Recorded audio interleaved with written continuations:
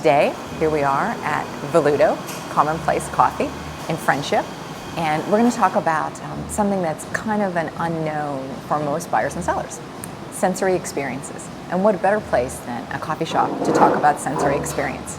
When you come in, you smell the coffee, you hear the grinding of the beans, there's an atmosphere here, the sights of a coffee shop. So all these things are sensory experiences. So we're going to start with that today, and we're going to move on to a wonderful property that's literally right down the block from here. It's the third floor of a condo, and one of my owners has graciously, like many of my owners do, allow me to shoot the video in the condo. Let's get going. Here we are, condos on Penn.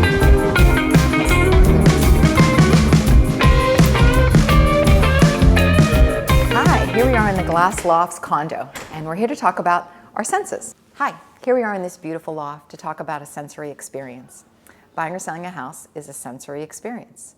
We think with our senses and we feel with our mind. I know that seems kind of convoluted, but let me walk you through how this works. Senses heighten our awareness, and you may not realize it, but when you're in the process of a real estate transaction, you're really using all of your senses to do it. And you know what your five senses are. I don't need to go through them, but I need you to understand how they work with you and sometimes against you in the home buying process. Buying a house is a very visceral experience. So when you're in it, it's a lot of things happening with your body is how you're explaining how you feel. And I know that sounds odd, but let me explain.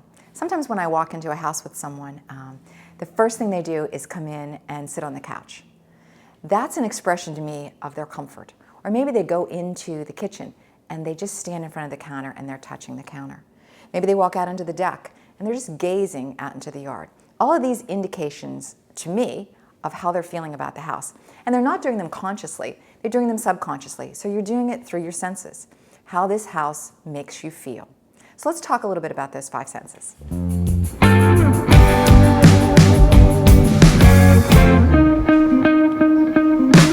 This balcony on the loft is a perfect place to talk about your senses. When you come into this home, the first thing you do is use your sight. What do I like about it? This is a very colorful building, which is awesome.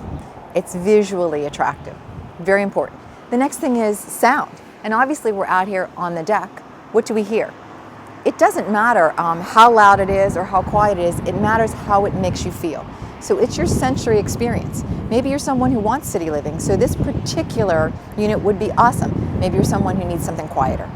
You'll be able to feel it when you get there. Again, I'm talking about your sixth sense, how something makes you feel. And probably one of the most important elements in home buying is smell. It has a lot to do with viscerally how this house makes you feel.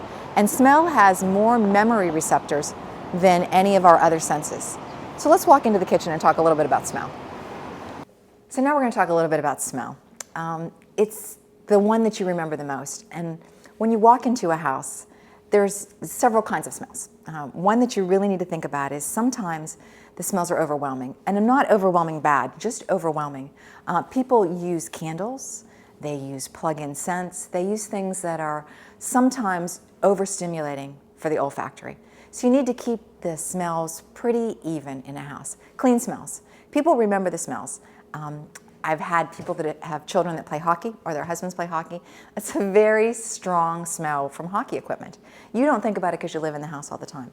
Dogs have smells. Mold has a smell.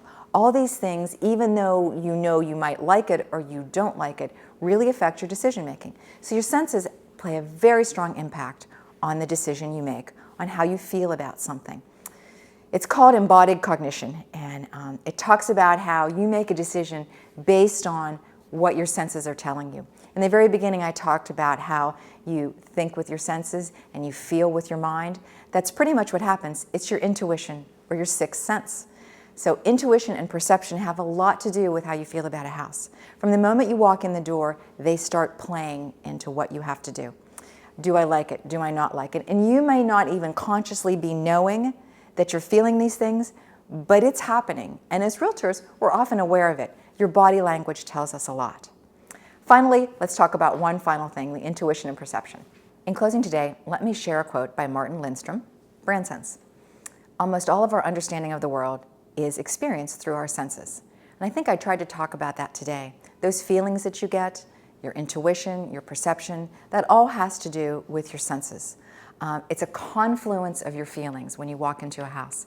How it feels, how it makes you feel. Sometimes this is the one or this is not the one. Start tuning into your senses. It will really help you in the decision-making process. Thanks for watching.